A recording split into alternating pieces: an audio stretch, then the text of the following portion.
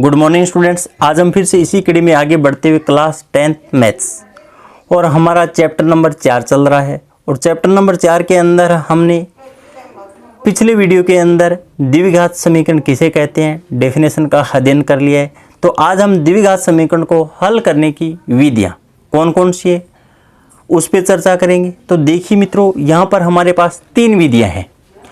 पहली विधि का नाम है गुणनखंड विधि और दूसरी विधि का नाम है पूर्ण वर्ग बनाकर हम किस प्रकार से द्विघात समीकरण को हल करेंगे। और तीसरा जो मेथड है श्रीधर आचार्य सूत्र विधि द्वारा हम किस प्रकार से द्विघात समीकरण के मूल है वो ज्ञात करते हैं।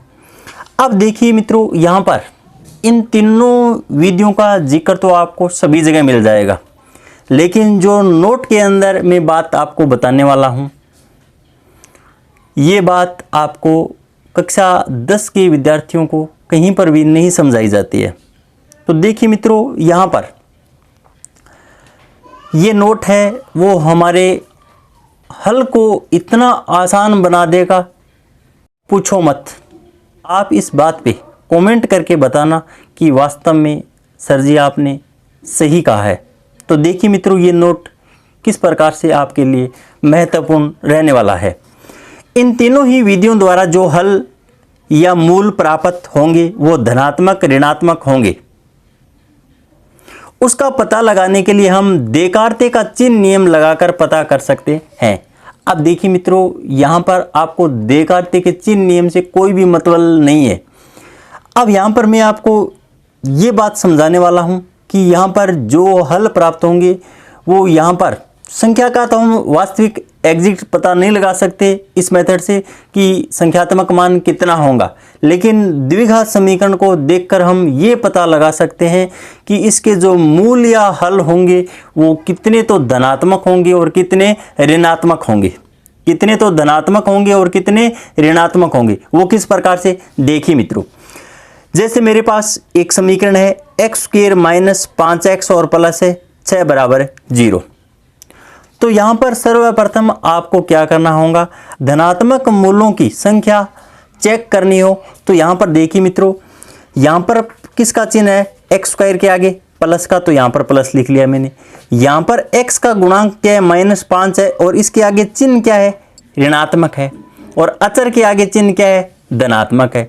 अब देखिए मित्रों, यहाँ पर प्लस से माइनस जाने पे एक चिन्ह परिवर्तन हो गया, जबकि माइनस से प्लस जाने पे फिर से वापस क्या है, दूसरा चिन्ह परिवर्तन हो रहा है।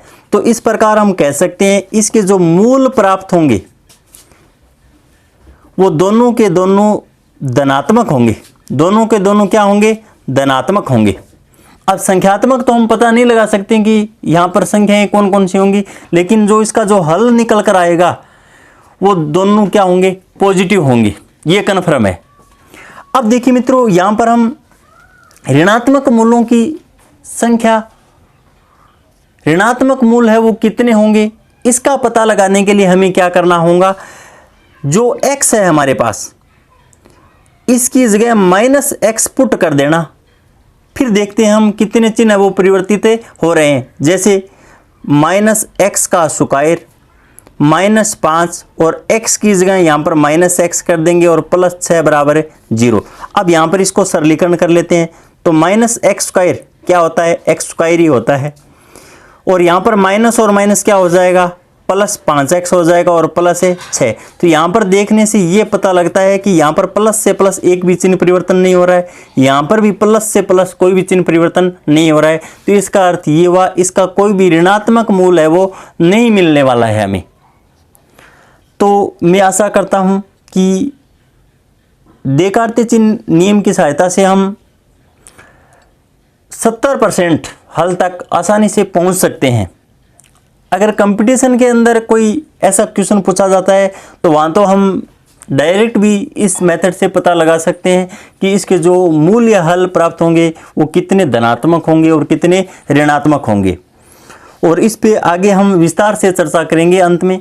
अब देखिए मित्रों, सर्वप्रथम हम गुणनखंड विधि की सहायता से किस प्रकार से द्विघात समीकरण को हमें हल करेंगे। तो देखिए मित्रों, समीकरण को इस प्रकार व्यवस्थित करते हैं कि इक्वल का जो चिन्ह है उसके दाईं ओर केवल शून्य जबकि बाईं ओर क्या है, समीकरण के सभी पद रख लेते हैं। जैसे एग्जाम्पल के तौर पे यहाँ पर x square minus 5x plus 6 और बराबर 0। ये एग्जाम्पल मैंने इसलिए लिया है कि पहले आपको पता लग जाए कि इसके जो हल या मूल प्राप्त होंगे वो दोनों धनात्मक होंगे और किस प्रकार से देखिए मित्रों यहाँ पर हम निकालेंगे।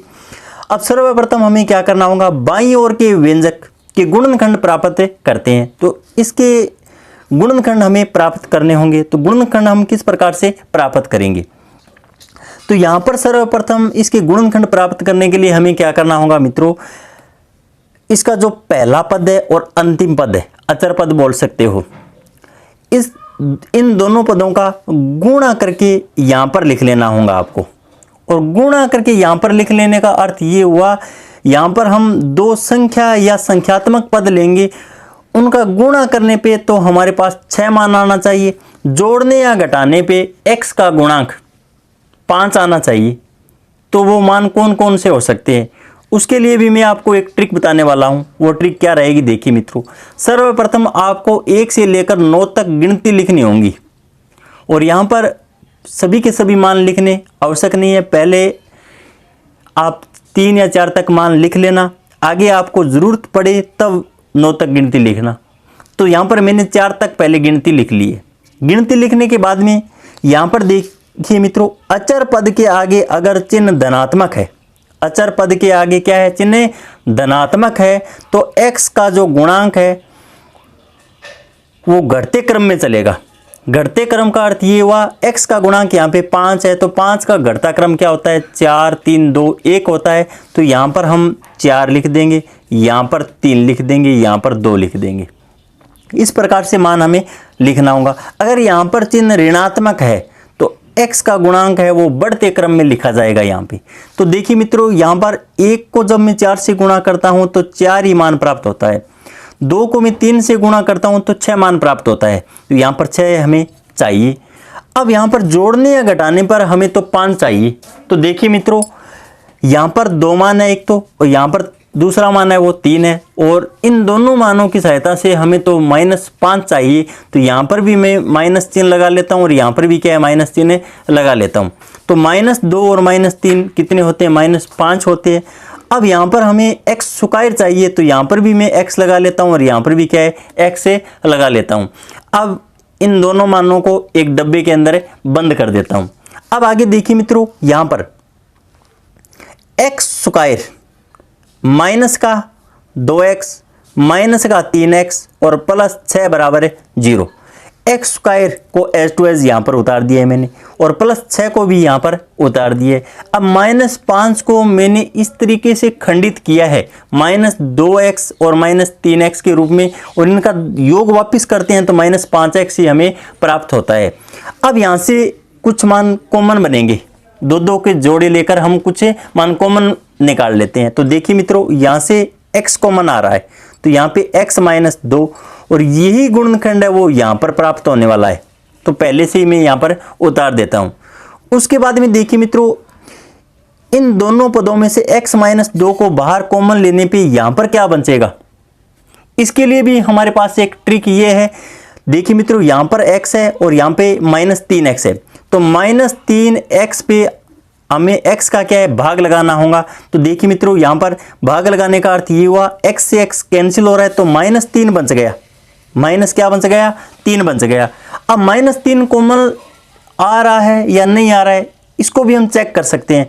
इसको वापस गुणा करवाइए, -3 का x के साथ मल्टीप्लाई करवाने पे -3x आता है, तो सही है बात। -3 का -2 के साथ जब हम गुणा करते हैं तो 6 आना चाहिए प्लस के अंदर, तो 6 आ रहा है, तो इसका अर्थ ये वो -3 यहाँ पर कॉमन आएगा बाहर। x -2 फिर से क्या है, कॉमन बन रहा है, तो यहाँ पर x -3 आ जाएगा। अब देखिए मित्रों, यहाँ पर हमारे पास 2 गुणनखंड है वो प्राप्त हो जाते हैं, x -2 और x -3। तो फिर आगे हम किस प्रकार से इसको हल करते हैं, देखिए। अंत में प्रत्येक गुणनखंड को अलग अलग शून्य के बराबर रखकर अज्ञात राशि के मान ज्ञात करते हैं, जो समीकरण के अभिष्ट हल है। तो देखिए मित्रों, हमारे पास x -2 और x -3 बराबर 0। ये मान बचा था शेष। तो यहाँ पर x माइनस 2 को भी हम शून्य के बराबर पुट कर देंगे और x माइनस 3 को भी शून्य के बराबर पुट कर देंगे। तो यहाँ पर सरलीकरण करने पे x का एक तो मान 2 निकल कर आता है, जबकि दूसरा मान है वो 3 निकल कर आता है। द्विघात समीकरण है तो इसके दो ही हल बनने वाले हैं और दोनों हल है वो हमने ज्ञात कर लिए हैं। एक तो x बराबर 2 आएगा और एक x बराबर 3 मान प्राप्त होने वाला है। और पहले भी मैंने आपको बता दिया था इसको सरलीकरण करने से पहले देकार्ते के चिन्ह नियम से कि दोनों के दोनों जो आंसर है वो धनात्मक प्राप्त होंगे। अब बताइए कि आपको पहले पता लगा या नहीं, दोनों ही मूल है वो धनात्मक है या नहीं। तो यहाँ पर सेकंड एग्जाम्पल देखिए मित्रों, x square plus 8x plus 7 बराबर 0। तो यहाँ पर आप देखकर ये बता सकते हो कि इसके जो मूल प्राप्त होंगे वो धनात्मक होंगे या ऋणात्मक होंगे। तो यहाँ पर देखिए मित्रों, इसके जो हल प्राप्त होंगे वो संख्यात्मक रूप से तो हमें पता नहीं है कि कौन कौन से मान हो सकते हैं, लेकिन हम ये ज़रूर बता सकते हैं कि इसके जो मूल या हल प्राप्त होंगे वो धनात्मक होंगे या फिर ऋणात्मक होंगे। तो देखिए मित्रों, यहाँ पर सर्वप्रथम हम धनात्मक मूल चेक करते हैं। धनात्मक मूल चेक करने का अर्थ ये हुआ प्लस प्लस और प्लस। यहाँ पर प्लस से प्लस कोई भी चिन्ह परिवर्तन नहीं हो रहा है, यहाँ पर भी प्लस से प्लस कोई भी चिन्ह परिवर्तन नहीं हो रहा है। तो इसके जो मूल या हल प्राप्त होंगे वो धनात्मक नहीं होंगे। क्या नहीं होंगे? धनात्मक नहीं होंगे। अब देखिए मित्रों, ऋणात्मक मूल है वो दोनों आने वाले हैं या नहीं चेक करते हैं। तो देखिए मित्रों, minus x square plus 8 minus x और प्लस 7 बराबर 0। तो यहाँ पर इसको सरलीकरण करने पे एक्स स्क्वायर माइनस 8x और प्लस 7 बराबर 0। तो यहाँ पर प्लस, यहाँ पे माइनस और यहाँ पे प्लस, प्लस से माइनस एक बार चिन्ह परिवर्तन हुआ है, माइनस से प्लस फिर से चिन्ह परिवर्तन हो रहा है। इसका मतलब ये हुआ 2 बार चिन्ह परिवर्तन हो गया। और 2 बार चिन्ह परिवर्तन होने का अर्थ ये हुआ जो दोनों मूल है वो क्या होंगे? ऋणात्मक होंगे। दोनों मूल क्या होंगे? ऋणात्मक होंगे। और आप इसका आंसर निकाल कर चेक कर लेना कि इसके जो मूल हल प्राप्त होंगे वो ऋणात्मक प्राप्त हो रहे हैं या धनात्मक प्राप्त हो रहे हैं। कमेंट बॉक्स में इसका रिप्लाई दे देना।